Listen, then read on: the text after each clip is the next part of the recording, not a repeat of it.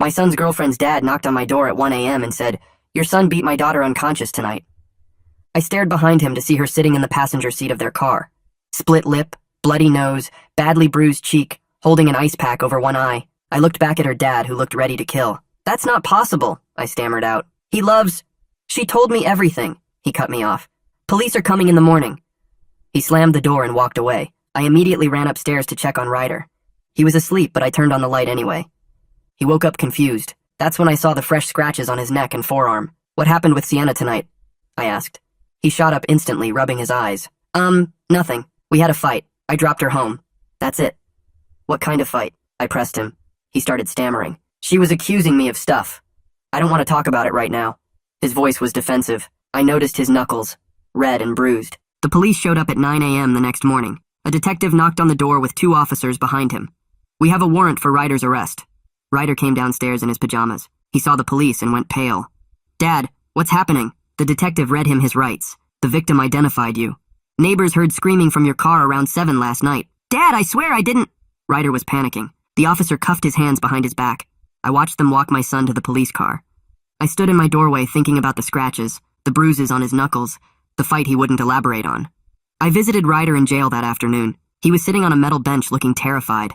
"Dad, you have to believe me. I didn't hit her." "Then explain why she looks beat up. Explain the scratches and bruises on your knuckles." He leaned forward. "We fought in the car. She was yelling. I was yelling back. She hit me and I grabbed her wrist to stop her. That's where the scratches came from.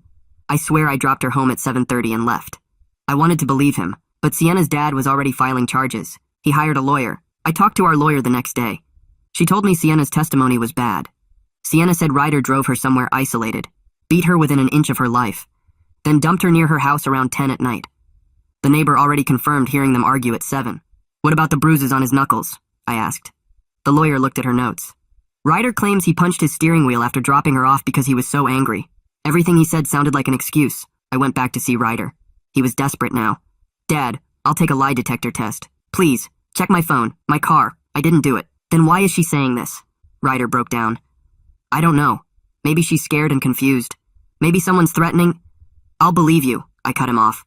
"But if you're lying to me—" "Dad, I love her," he interrupted. "I would never hit her. You know me." Ryder's behavior had changed now. He wasn't defensive anymore, rather genuinely desperate to prove his innocence. And as a father, I couldn't not trust my son. I decided to investigate myself. I drove to Sienna's neighborhood and knocked on doors. The neighbor 2 doors down, a sweet lady in her 80s, had a Ring camera. I asked her for the footage and she happily obliged. The camera showed Ryder's car dropping Sienna off at 7:35. I watched anxiously as Sienna got out of the car and walked away from her house. Ryder drove off in the opposite direction. Then at 9:45, a different car pulled up. Sienna got out of this car stumbling. She was heavily bruised and beaten now, falling to the ground and crawling to her door. I zoomed in on the footage but couldn't make anything out. Was this someone else, or had Ryder used someone else's car to make himself look innocent? I brought the footage to the police station either way. The detective watched the footage twice and called Sienna and her father in for a second interview. I sat behind the glass watching. The detective showed Sienna the footage. "We have video of you arriving home at 9:45 from a different vehicle. You looked injured in this footage. Who drove you home at 9:45? Sienna started shaking. She wouldn't answer. All of a sudden, she lunged into her dad's arms and started sobbing so hard she couldn't breathe. Her dad put his arm around her. "Sienna, it's okay, baby. Daddy's got you." He embraced her for a minute and everyone stopped asking questions, giving her the minute she very clearly needed. Finally, she pulled away and her dad wiped her tears with a tissue. "Sienna, who did this to you? Who did it, baby?" She looked around and finally she said it. "Someone named Dante." My stomach dropped. Dante was my other son. He was 22. He had serious anger issues and had just left for a work trip a few days ago. "I've been seeing Dante for 2 months. Behind Ryder's back," Sienna cried. "That night after Ryder dropped me off, I went to meet Dante. We got into an argument and he beat me. Then he threatened me. He said if I told anyone it was him, he'd come back and finish it. He said blame Ryder or he'd make it worse. I was so scared." Sienna's dad went pale. "My God, I almost destroyed an innocent kid." The detective looked at me. "Where is Dante now?" I fumbled for my phone with shaking hands. "He's supposed to be on a work trip, but I don't know exactly where." My voice came out weak and unsteady. The detective reached across the table and put his hand over my phone. "Don't call him yet. We need to coordinate this carefully or he might run." I pulled my hand back and stared at him. My brain was trying to catch up with what was happening. My son Dante beat Sienna. My son Dante threatened her. My son Dante let his brother go to jail for something he did. The detective pulled out a notepad and clicked his pen. I need Dante's phone number, his employer information, and details about his vehicle. Another officer walked into the room and stood by the door with his radio. I scrolled through my contacts and read off Dante's number. The officer by the door immediately started making calls into his radio. He works for Westbrook Construction, I think. Or he did last time I checked. I was struggling to remember basic facts about my own son. He drives a black Ford truck. 2015, maybe. The detective wrote everything down while I sat there feeling like the worst father in the world. My mind kept racing backward through memories. Dante punching a hole in his bedroom wall when he was 16. Dante's girlfriend in high school who stopped coming around suddenly and wouldn't talk to me about why. Dante getting fired from his first job and blaming everyone but himself. The warning signs were always there and I just ignored them. I thought he was just angry sometimes. I thought he would grow out of it. Through the glass, I could still see Sienna crying in her dad's arms. The detective stood up. Stay here. I'll be back. He walked into the interview room and I watched him sit down across from Sienna. Her dad was still holding her, but she had stopped sobbing so hard. The detective's voice came through a speaker in the observation room. Sienna, I know this is difficult. Can you give us a full statement about what Dante did to you tonight? She nodded slowly and wiped her face with the tissue. Her voice was so quiet I had to lean closer to the glass to hear. After Ryder dropped me off, I walked down the street to where Dante was waiting. He picked me up in his truck. She paused and took a shaky breath. We started driving and I told him I felt bad about lying to Ryder. That's when he got mad. Her father squeezed her shoulder. He started yelling that I belonged to him, that Ryder didn't deserve me. I tried to get out at a red light, but he grabbed my arm and wouldn't let go. I watched her touch the bruises on her face. He drove to this empty parking lot behind a closed store. He kept screaming at me. Then he hit me. Her voice broke. He hit me so many times. He said if I told anyone it was him, he would come back and finish it. He said blame Ryder or it would be worse next time. I had to look away from the glass. That was my son she was describing. My son who did that to this girl. A woman in a police uniform walked past the observation room, and I heard her talking about release paperwork. The jail supervisor. She was here to start processing Ryder's release. I stood up feeling torn in half. Part of me wanted to stay and help them find Dante. Part of me needed to get to Ryder right now.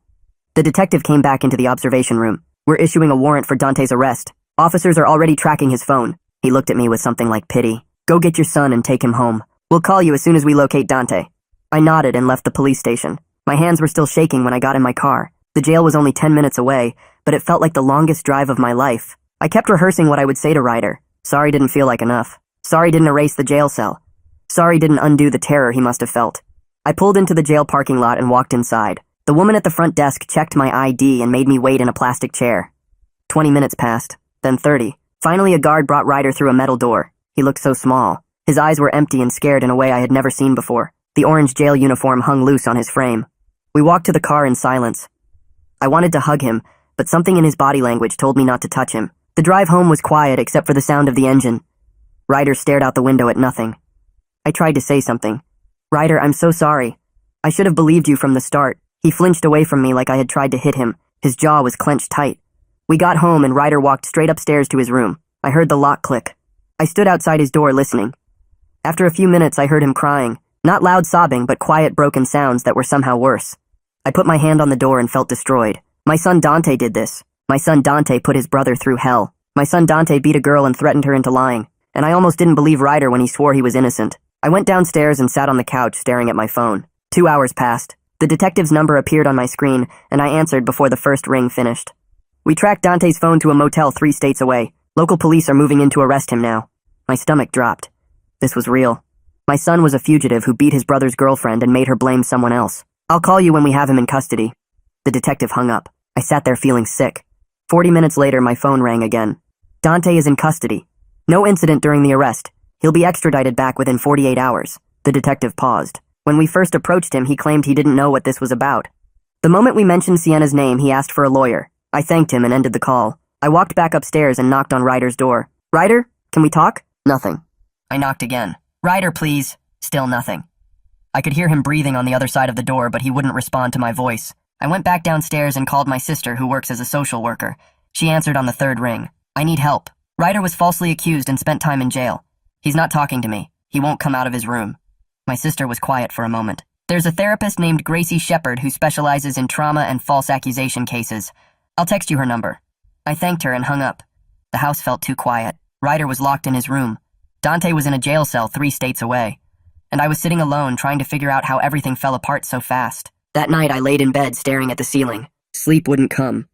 My brain kept replaying everything. Dante had anger problems when he was younger, but I thought he got better. I remembered the holes he punched in our walls when he was 16, 3 different times. I made him patch them and figured it was just teenage stuff. His girlfriend back in high school stopped coming around suddenly. I asked him why, and he said she was crazy and blamed him for everything. I believed him. When things went wrong, Dante always had someone else to blame. His boss was unfair. His friends betrayed him. Girls led him on. I kept making excuses for him instead of seeing the pattern. I got up around 6 because there was no point pretending I could sleep. Made coffee and sat at the kitchen table feeling sick. Around 8, there was a knock on my door. I opened it and found Sienna's father standing on my porch. He looked awful. Dark circles under his eyes. His clothes wrinkled like he slept in them. We both just stood there for a minute. Finally, he spoke. I need to apologize. I almost destroyed your son. I was so sure Ryder did it. I shook my head. I'm sorry Dante hurt Sienna. I'm sorry I didn't see what he was becoming. We were 2 dads who completely failed. Him by not believing his daughter fast enough. Me by not seeing my son was dangerous. He rubbed his face with both hands. Sienna is terrified. She thinks Dante will get out somehow and come finish what he started. She barely sleeps. Won't leave the house. I felt my stomach drop. I promise I'll do everything I can to make sure he's held accountable. Saying it out loud felt like betraying Dante, but I meant it. Sienna's father nodded and walked away. I went back inside and called a lawyer my sister recommended. Finn Shepard. His office was downtown. I drove there that afternoon. Finn was maybe 40 with glasses and a calm way of talking that made me feel slightly less panicked. I explained everything. Ryder's false accusation, the arrest, the jail time, Dante being the real attacker. I need Ryder's record cleared, I told Finn. He wrote notes on a legal pad. That's going to be complicated. Ryder was formally charged and spent time in jail. Even though he's completely innocent now, the system doesn't just erase that automatically. My hands gripped the armrests of the chair. What do we need to do? Finn explained the process. Filing motions. Getting the charges officially dismissed. Applying for expungement. It could take months. He also told me something I hadn't thought about. Dante will probably try to contact you from jail. You need to decide right now what boundaries you're setting. I stared at him. What do you mean? Finn leaned forward. You're his father. But he did something terrible. He beat a girl. He framed his own brother. You need to figure out how to handle that before he calls. I drove home not knowing the answer. How do you be a dad to a son who hurt people like that? But I also couldn't just pretend Dante didn't exist. He was still my kid. The next day, Ryder finally came out of his room. It was afternoon. He looked exhausted. His hair was messy, and he had dark circles that matched his girlfriend's dad. He wouldn't look at me. Just shuffled toward the kitchen. Has Dante been arrested yet? His voice was flat, empty. Yeah, 2 days ago. Ryder nodded once and got a glass of water from the sink. He drank it standing there with his back to me. I tried to start a conversation. I found a therapist. Her name is Gracie Shepard. She works with people who went through what you did. Ryder turned around fast. I don't want to talk about my feelings with some stranger. It was the first real emotion I'd seen from him since he got out. Anger. His face was red and his jaw was tight. Part of me was almost relieved. At least anger was something. Better than the empty nothing he'd been showing. Okay, we don't have to do that yet. He went back to his room and locked the door again.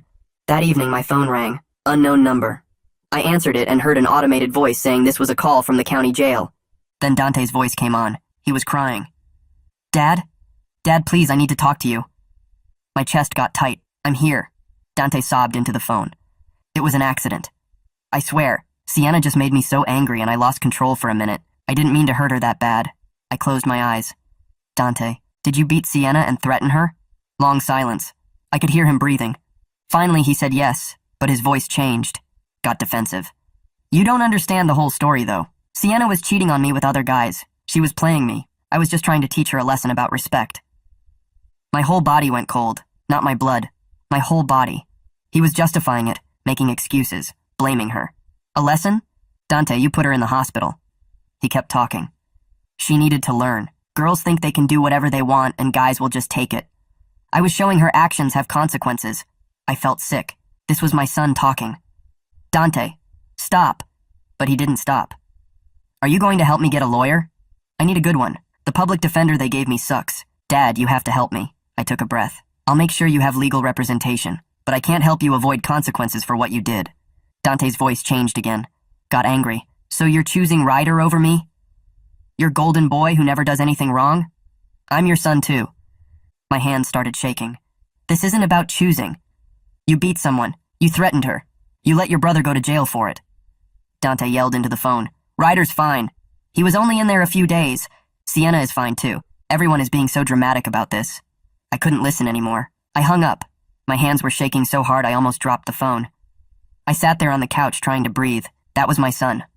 I raised him, and he had no idea what he did was wrong. The next morning, the prosecutor called while I was making coffee. She introduced herself and said they were charging Dante with assault and battery, witness intimidation, and making terroristic threats. Her voice was professional and direct. She explained that with Sienna's testimony and the video evidence from the neighbor's camera, they had a strong case against Dante. But then she said they needed Ryder to testify about the scratches on his neck and the false accusation. She needed him to explain how Dante's actions led to his arrest and time in jail. I told her I would talk to Ryder about it. My hands were shaking when I hung up. I walked upstairs and knocked on Ryder's door. He opened it looking tired. I told him the prosecutor wanted him to testify about what happened. His face went completely pale. He stepped back from the doorway. He said he couldn't face a courtroom after being the one accused. His voice was shaking.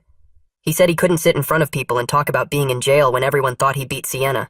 I could see he was barely holding himself together. His hands were trembling and he kept looking at the floor. I didn't push it. I told him we didn't have to decide right now. But I knew the prosecutor would need his testimony to show the full scope of what Dante did. Without Ryder explaining the false accusation, the jury wouldn't understand how Dante destroyed his brother's life to cover his own crime. I left Ryder alone and called Finn to set up a meeting.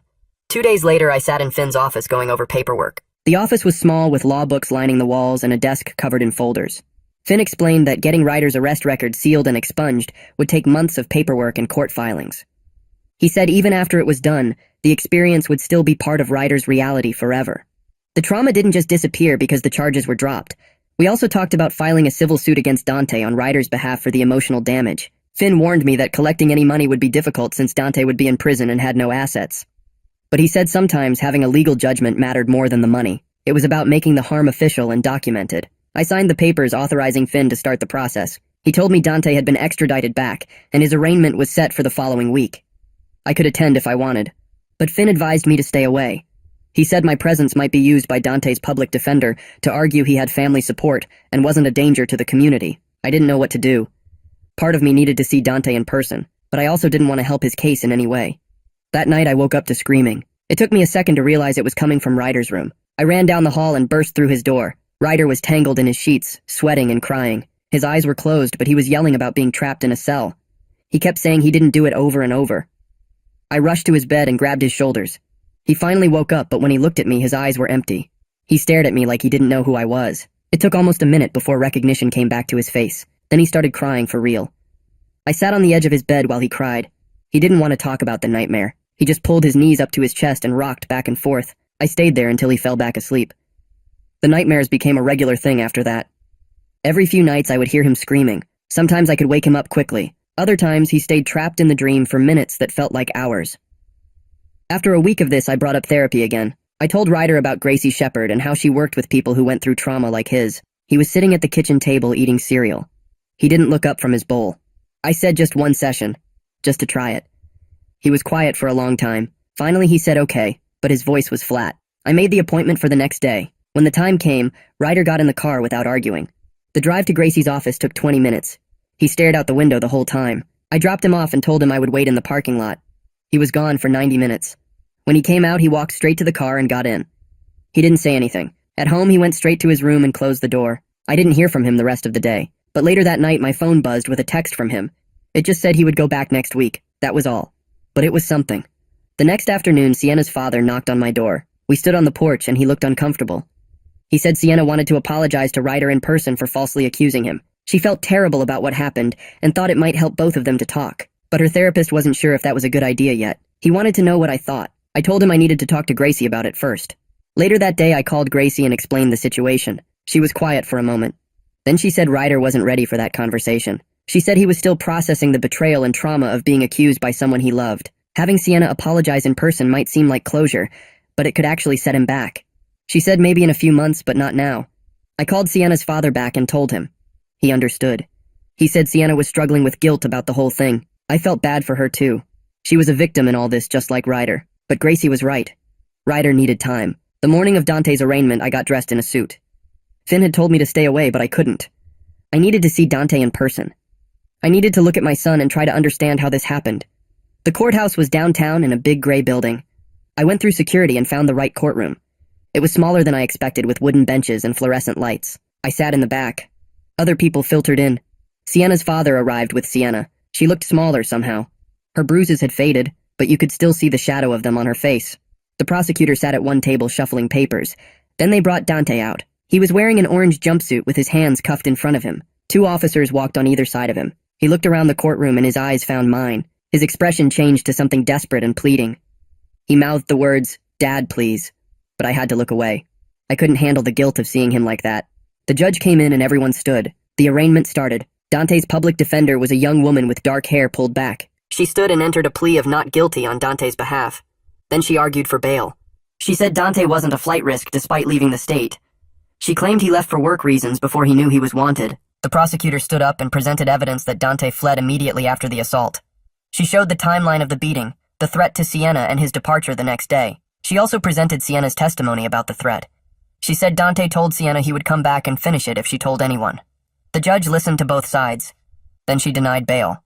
She said the evidence of witness intimidation and flight made Dante a danger to the community and a flight risk. After the arraignment ended, I stood to leave. Dante's public defender approached me in the hallway outside the courtroom. She introduced herself and asked if I was Dante's father. I said yes. She asked if I would be willing to testify as a character witness for Dante at trial. She said it would help the jury see him as a person with family support and not just a criminal. I looked at her for a long moment. Then I told her I couldn't do that. I said I loved my son, but I couldn't stand up in court and pretend what he did was out of character, because the truth was I was realizing it wasn't out of character at all. I was realizing I had missed signs for years. She looked disappointed but nodded. She said she understood. I walked out of the courthouse into the cold afternoon air. My chest felt tight. I had just refused to help my own son, but I also knew I had made the right choice. Dante needed to face real consequences for what he did, and I couldn't stand in the way of that just because he was my blood. Back at home that evening, I couldn't stop thinking about all the signs I'd missed with Dante over the years. I walked upstairs to his room and opened the door. The space felt different now, like I was seeing it for the first time. I started going through his desk drawers, his closet, under his bed. I wasn't sure what I was looking for exactly, but I needed to understand how I'd been so blind. In the bottom drawer of his nightstand, I found a leather journal. The cover was worn and the pages were filled with his handwriting. I sat on his bed and opened it. The first entry was dated 2 years ago. My hands started shaking as I read. Page after page of angry rants about women who rejected him. Girls from college who turned him down for dates. A coworker who wasn't interested. His ex-girlfriend Sarah who broke up with him. The entries about Sarah made my skin crawl. He wrote about teaching her respect. About making her understand she belonged to him. About how women needed to learn their place. There were detailed descriptions of arguments they'd had where he grabbed her arms hard enough to bruise. He wrote about following her after they broke up to see who she was dating. The last entry about Sarah said he'd shown up at her apartment at midnight and pounded on the door until her new boyfriend threatened to call the police. I felt sick reading it. This wasn't just anger issues. This was a pattern of control and violence going back years. I closed the journal and sat there for a long time. Then I called Finn and asked if I could bring something to his office in the morning. The next day, I drove to Finn's office with the journal in a folder on my passenger seat. His secretary let me in, and I sat across from his desk. I slid the journal across to him without saying anything. He opened it and started reading. His expression got more serious with each page. After about 10 minutes, he looked up at me. He said this could be relevant evidence showing a pattern of behavior. But he also said using it meant betraying Dante's privacy. It could make his case significantly worse. He asked if I understood what turning this over to the prosecutor would mean. I told him I understood. But then I took the journal back home with me because I couldn't make the decision right away. For 3 days, I kept the journal in my car. I'd drive to the prosecutor's office and sit in the parking lot. Then I'd drive home without going in. I kept thinking about Dante as a little kid. The son who used to help me fix the car on weekends. The teenager who made me laugh with his terrible jokes. But I also kept thinking about Ryder sitting in that jail cell for something he didn't do. About Sienna's bruised face. About Sarah and all the other women Dante had hurt. On the 4th day, I walked into the prosecutor's office and handed over the journal. The prosecutor was a woman in her 40s named Jennifer. She took the journal and started reading it right there while I sat in her office. Her face got harder as she read. After 20 minutes, she closed it and looked at me. She said this was damning evidence of premeditation and escalating violence. She said they were adding stalking charges based on the entries about following Sarah. She started making notes about subpoenaing Sarah as a witness. I felt sick knowing I'd just provided evidence that would put my son away for even longer. But I also knew it was the right thing to do. Jennifer thanked me for coming forward. She said many parents wouldn't have done what I just did. When I got home that afternoon, Ryder was sitting on the couch. He looked up when I walked in. He said Finn had called him and told him about the journal, about me turning it over to the prosecutor. I started to explain, but Ryder stood up and walked over to me. For the first time since coming home from jail, he hugged me. He wrapped his arms around me tight and held on. He said thank you. Thank you for believing him. Thank you for choosing what was right over protecting Dante. I broke down crying right there in our living room. I told him I was sorry. Sorry I didn't believe him immediately when he said he was innocent. Sorry it took video evidence to convince me. Sorry he had to spend even one night in that jail. Ryder pulled back and looked at me. He said he understood why I doubted him at first. He said the evidence looked bad and he didn't blame me. But this, turning over the journal, this proved I was on his side now. We stood there for a while just holding each other. It was the first time in weeks that the house felt like it might be okay someday. 2 days later, the jail called. Dante wanted to talk to me. I accepted the call even though part of me didn't want to hear his voice. The moment the line connected, he started screaming. He called me a traitor. He said I destroyed his life by giving the prosecutor his private journal. He said I had no right to go through his personal things. I let him yell for about a minute. Then I cut him off. I told him he destroyed his own life when he beat Sienna, when he threatened her into blaming Ryder, when he let his innocent brother sit in jail for something he did. I said the journal just showed everyone who he really was. Dante went quiet for a second. Then he said, I never understood him. That I always took everyone else's side. That I was a terrible father. I told him I loved him, but I couldn't support him avoiding consequences for what he'd done. He hung up on me. I sat there holding the dead phone feeling like I'd lost a son, even though I knew he'd lost himself long before I found that journal. A week later, I got a phone call from someone named Seth Carson. He said he used to work with Dante at Westbrook Construction. He'd seen news coverage of the arrest and wanted to talk to me. We met at a coffee shop near my house. Seth was in his 30s with a nervous energy about him. He said Dante was fired from Westbrook Construction 6 months ago. I asked why. Seth looked uncomfortable. He said Dante had threatened a female coworker who rejected his advances. Her name was Amanda. Dante had asked her out multiple times and she kept saying no. One day he cornered her in the parking lot after work and told her she was making a mistake, told her she'd regret turning him down. Amanda reported it to HR and they fired him the next day. Seth said he was willing to testify about what happened, about Dante's history of aggression toward women at work. I thanked him and gave his contact information to Jennifer at the prosecutor's office. The next day, Seth called me again. He said his wife Mara wanted to talk to me too. She'd witnessed something involving Dante. I met them both at the same coffee shop. Mara was a small woman with dark hair. She worked at Westbrook Construction in accounting. She said she'd seen Dante grab Amanda's arm during an argument in the break room. She said he grabbed hard enough that Amanda had visible bruises the next day. Mara had wanted to report it, but Amanda begged her not to because she was afraid of making things worse. But now with Dante arrested for assault, Mara wanted to come forward. She said she'd testify about what she saw. I sat there listening to these two strangers tell me about my son's violence, about a whole pattern I knew nothing about. I felt devastated that I'd been so blind to who he really was. I called Jennifer and gave her Mara's information too. A few days later, Jennifer called me. She said with the journal and the coworker testimony, they had an extremely strong case. She said Dante's public defender had reached out about a plea deal. The offer was plead guilty to reduce charges and get 8 years instead of risking 15 at trial. She said the public defender wanted me to encourage Dante to take it. I told her I'd think about it. That night, Dante's public defender called me directly. She said Dante was being stubborn about the plea. He didn't want to admit guilt. She thought hearing from me might change his mind. She said 8 years was a good deal considering the evidence against him. I agreed to visit him. The next morning, I drove to the jail. They brought Dante out to the visiting area, and he sat down across from me. He looked different. Not crying like the last time. Not angry either, just cold and detached. I told him about the plea deal. 8 years if he pleaded guilty. He stared at me without any expression. Then he said he wouldn't plead guilty. I asked why not. He said because pleading guilty meant admitting he was a bad person, and he didn't think he was bad. He said Sienna deserved what happened for cheating on him with Ryder, that she needed to learn respect. I felt my chest get tight listening to him. This wasn't my son sitting across from me. This was someone I didn't recognize at all. I leaned forward and looked him in the eyes. I told him Sienna didn't belong to him, that no woman belongs to any man, that what he did was unforgivable, that beating someone and threatening them wasn't teaching them anything except fear. Dante laughed. It was a bitter sound that made my skin crawl. He said I was just like everyone else, taking their side. He said I never understood him, never tried to see things from his perspective. He said women like Sienna played games and then acted innocent when men got upset. I stood up. I told him I was done. That if he couldn't see what he'd done wrong, then there was nothing more to say.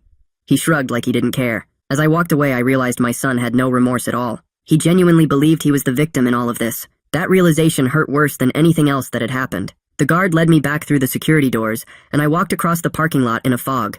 I got to my car and sat in the driver's seat without starting the engine. My hands were shaking so bad I couldn't get the key in the ignition. I tried 3 times before I gave up and just sat there staring at the steering wheel. Then it hit me all at once. My son was a monster. Not the angry teenager I remembered, but an actual dangerous person who hurt women and felt nothing about it. I started crying and couldn't stop. Big, ugly sobs that made my whole body shake.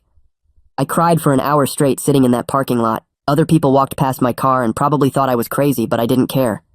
I was grieving the son I thought I raised. The kid who used to build forts in the living room and collect baseball cards. That person never existed, or maybe he did once and turned into something else. Either way, he was gone, and this cold stranger who laughed about beating Sienna had taken his place. When I finally stopped crying, my eyes were so swollen I could barely see. I drove home going 10 miles under the speed limit because my vision was blurry. At home, I found Ryder sitting on the couch watching TV, not hiding in his room with the door locked like he'd been doing, just sitting there with a bowl of cereal eating breakfast at 2 in the afternoon. It was such a normal thing, but it felt huge. I sat down next to him and he didn't flinch away. We watched some cooking show together without talking.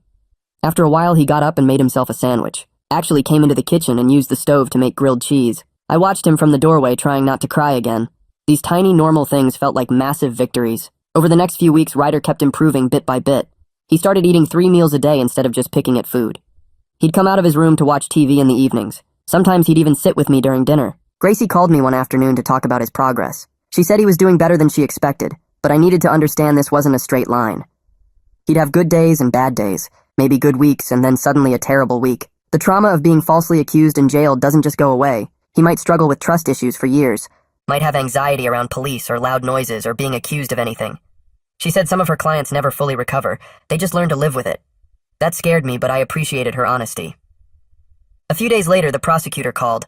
Her name was Jennifer Westbrook, and she'd been building the case against Dante.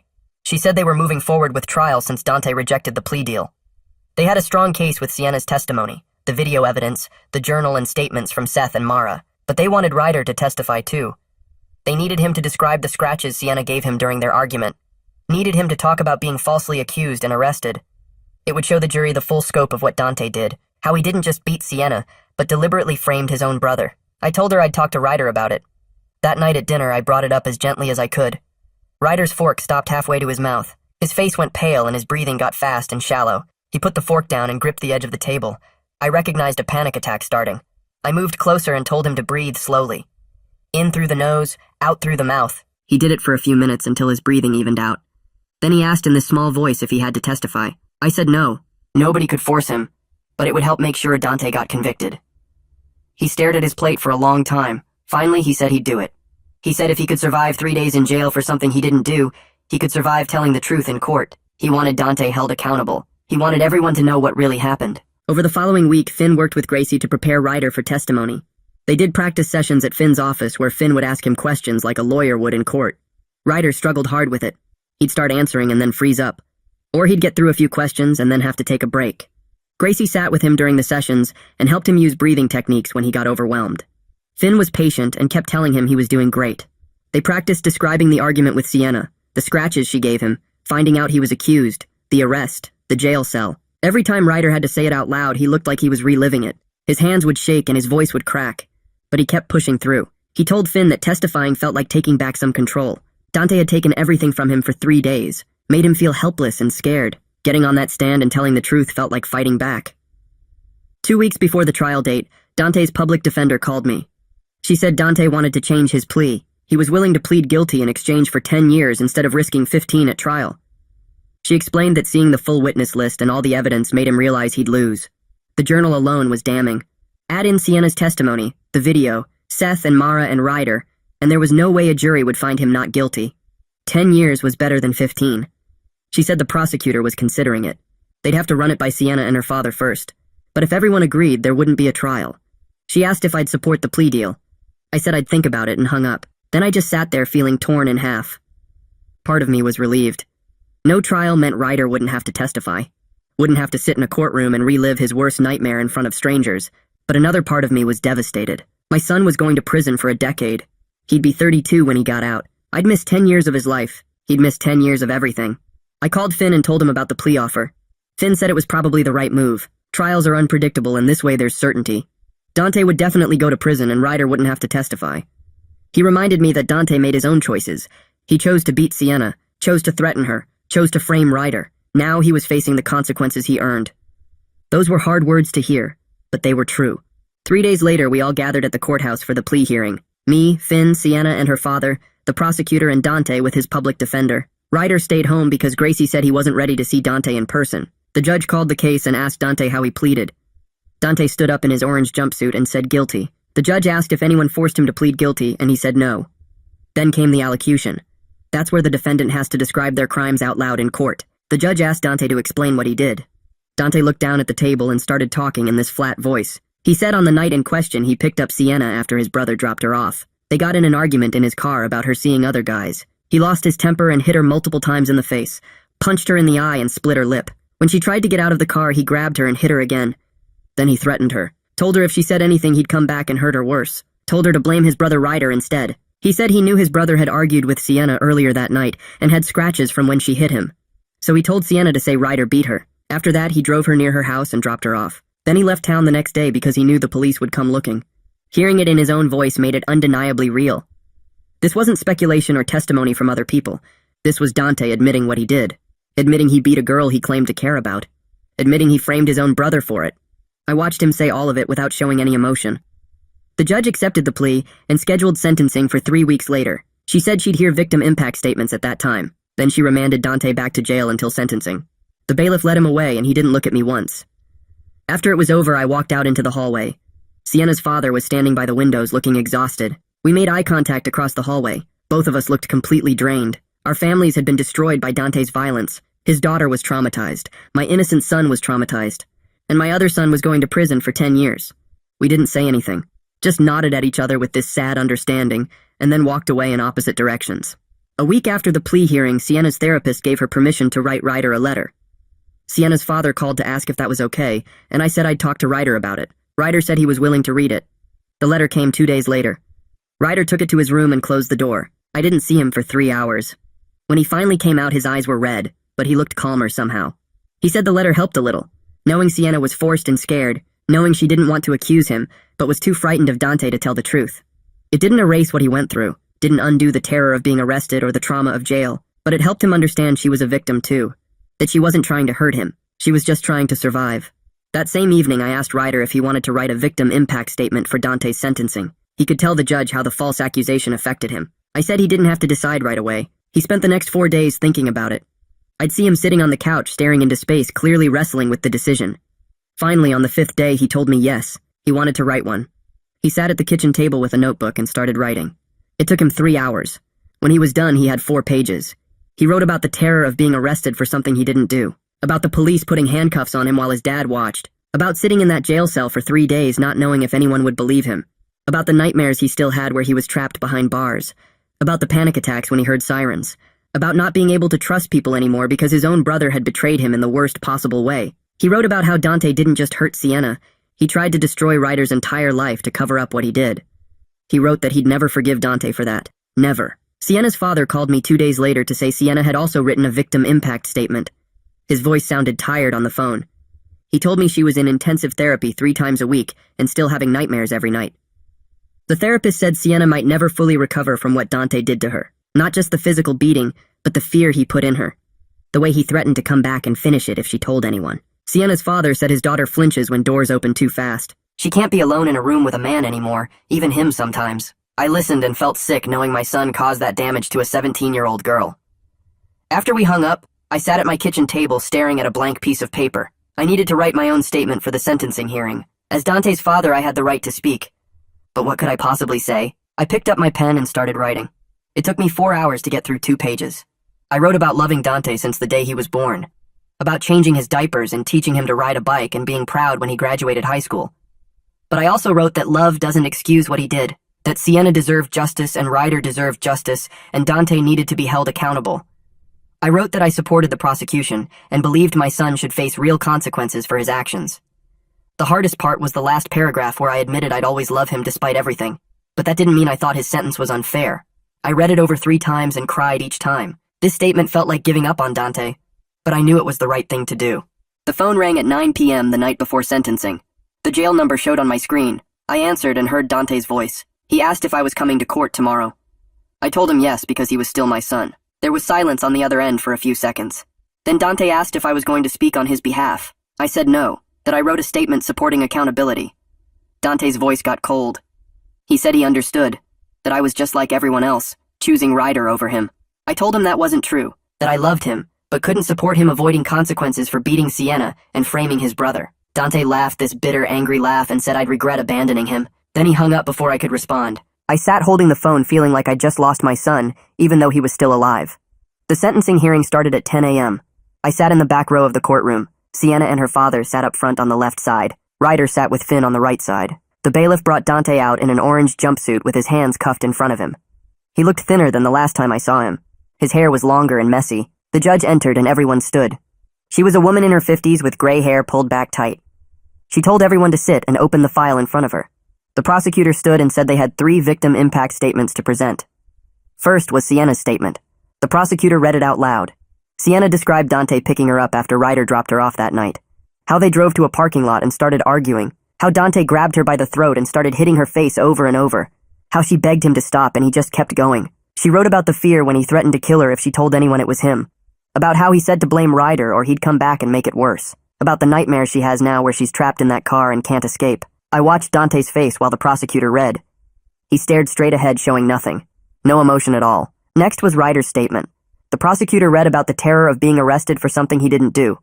About sitting in jail for 3 days thinking his life was over. About the panic attacks he still gets when he hears sirens. About the betrayal of his own brother trying to destroy his life to cover up his own crime. About how he'd never forgive Dante for using him as a scapegoat.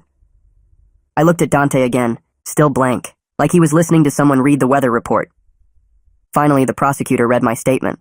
About loving Dante but supporting accountability. About believing justice needed to be served. Dante's jaw tightened when my words were read, but he didn't look at me. The judge took off her glasses and looked directly at Dante. She said she'd reviewed his file and saw a pattern of violence toward women going back years. She mentioned the co-worker he threatened. The ex-girlfriend who suddenly stopped coming around. She said his lack of remorse was deeply concerning, that he showed no emotion hearing how he destroyed multiple lives. She said using his own brother as a scapegoat was particularly cruel and showed a level of manipulation that worried her greatly. Then she sentenced him to 10 years in state prison with possibility of parole after 7 years. She added mandatory anger management classes and counseling. She told Dante he needed serious help, and she hoped he'd use his time in prison to work on himself. Dante just nodded once. The bailiff moved to take him away. I stood up and tried to walk toward Dante. I wanted to say something. Tell him I loved him. Tell him to be safe. Something. But Dante turned his head away when he saw me coming. He refused to look at me. The bailiff led him through the side door and he was gone. That was the last time I saw him before they transferred him to state prison upstate. The weeks after sentencing were strange. I focused all my energy on helping Ryder heal. Finn worked on getting Ryder's arrest record fully expunged. He filed paperwork with 3 different courts. He said it would take a few months, but eventually Ryder's record would be completely clean. Like the arrest never happened. Gracie continued seeing Ryder twice a week for therapy. She told me privately that Ryder was making slow progress. That trauma like this takes years to process. But she saw signs he was starting to cope better, starting to trust again in small ways. Ryder came to me one afternoon and said he'd been thinking about college. He said he wasn't ready to go this fall. Too many people. Too much pressure. He wanted to take a gap year. Maybe do some online classes. Work part-time when he felt ready. I told him I supported whatever he needed, that there was no rush. He could take all the time he needed to heal. His relief was obvious. Like he'd been worried I'd push him to go anyway. Sienna's father and I started meeting for coffee every few weeks. It sounds weird, but we developed this unlikely friendship. We were the only 2 people who really understood what happened, what our families went through. We'd sit at the coffee shop and talk about our kids, about how they were doing, about how hard it was to watch them struggle. He told me Sienna was doing better some days and worse others, that healing wasn't a straight line. I told him the same about Ryder. We never talked about Dante much. That topic was too painful for both of us. But having someone who understood helped, made me feel less alone in this nightmare. 3 months after Dante's sentencing, Ryder told me he'd had his first full week without nightmares. I was making breakfast when he said it, just casual like he was commenting on the weather, but I could see in his eyes how big that was for him. He said therapy was actually helping, that Gracie had taught him some techniques for managing the panic attacks. He'd also started going to a support group for people who were falsely accused. Meeting others who understood what he went through helped him feel less isolated, less like he was the only person this ever happened to. I hugged him and told him I was proud of how hard he was working to heal. He hugged me back, and for the first time in months, it didn't feel like he was going to break. I started writing to Dante at the state prison about a month after his transfer. Short letters on lined notebook paper telling him I loved him, but that he needed to take responsibility and work on himself through the programs they offered. I mailed 1 letter every month like clockwork. He didn't write back for 4 months, and I kept sending them anyway because he was still my son. When his first letter finally arrived, I opened it at the kitchen table with shaking hands. The handwriting was messy and angry. He wrote 3 pages blaming everyone but himself. Sienna for cheating, Ryder for being the favorite, me for not understanding him. The words were defensive and bitter, and I folded the letter back up feeling sick. Meanwhile, Finn was making progress on getting Ryder's arrest record dealt with. He filed motions in 3 different courts and paid fees and submitted paperwork for weeks. 2 months after Dante's sentencing, Finn called with good news. The record was officially sealed and expunged. Background checks wouldn't show the arrest. Legally, Ryder could say he'd never been arrested. Finn said it was a small victory, but an important one for Ryder's future job prospects and college applications. I told Ryder that afternoon and watched relief wash over his face. He said it felt like one piece of the nightmare was finally erased, even though he knew he'd always remember it. Around the same time, Ryder started taking online classes through the community college. Just 2 classes to start. Introduction to Psychology and American Government. He'd sit at the kitchen table with his laptop doing assignments and reading textbooks. One day he told me he'd been looking into criminal justice reform programs. Stuff about false accusations and wrongful imprisonment. He said reading about other people's experiences helped him feel less alone. I mentioned it to Gracie during one of our check-ins, and she said it was actually really healthy. She said Ryder was channeling his trauma into something meaningful, instead of letting it destroy him. 6 months after everything happened, Gracie brought up the idea of Ryder meeting with Sienna in person. Both their therapists would be present. Ryder was hesitant at first, but eventually agreed. The meeting happened at Gracie's office on a Tuesday afternoon. I drove Ryder there and waited in my car in the parking lot. He was inside for over an hour. When he came out, his eyes were red from crying, but he looked lighter somehow. He got in the car and told me it gave him closure, hearing Sienna's full story directly from her. Seeing that she was working hard to heal too, understanding that they were both victims of Dante in different ways. He said they talked about the night everything happened and about the 2 months she'd been secretly seeing Dante. She told him about the threats Dante made, how scared she was, how sorry she was for what Ryder went through because of her fear. Ryder said he told her he understood why she did what she did and that he forgave her. They both cried a lot, according to him. Gracie told me later that it went as well as could be expected, that Ryder and Sienna wouldn't ever be friends again, but they'd reached a place of mutual understanding and forgiveness. They both acknowledged they were victims of Dante's violence and manipulation in different ways. That recognition seemed to matter to both of them. 8 months after Dante's sentencing, I finally worked up the courage to visit him in prison. The drive upstate took 3 hours. I had to go through security and get searched and leave my phone in a locker. They led me to a visiting room with plastic tables and chairs bolted to the floor. Dante came out in prison blues looking different, harder somehow. His face was thinner and his eyes were cold. We sat across from each other and the conversation felt stilted and uncomfortable. I asked how he was doing and he shrugged. Said prison was what you'd expect. I asked about the anger management classes the judge ordered, and he said yeah, he'd been going. He admitted he had a lot of work to do. His voice was flat when he said it. Not defensive like his letter, but not genuine either. Just going through the motions. Before I left, he told me something that surprised me. He said he'd been reading books about abuse and control from the prison library. That he was starting to understand what he did to Sienna wasn't about love, but about power. About needing to control her. It was the first time he'd shown any real insight into his actions. I didn't trust it completely because it felt rehearsed, but it was something. A crack in the wall he'd built around himself. I drove home thinking about that conversation for hours. Back home, Ryder was making his own progress. He got a part-time job at a bookstore in town, just 15 hours a week shelving books and working the register.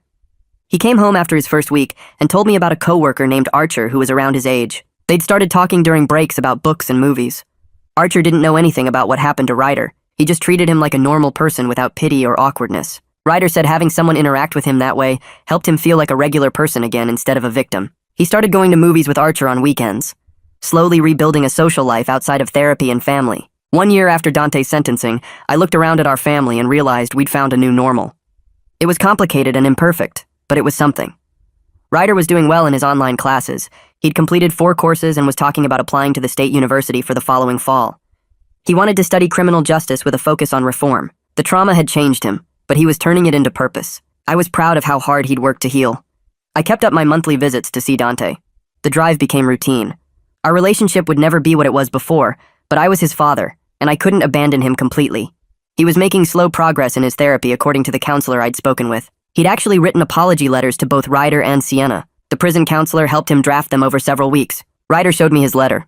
It was 2 pages of Dante taking responsibility and expressing remorse. Ryder said the words meant something, but they couldn't undo the damage. He'd filed the letter away in his desk drawer. I knew Sienna had received hers too through her father.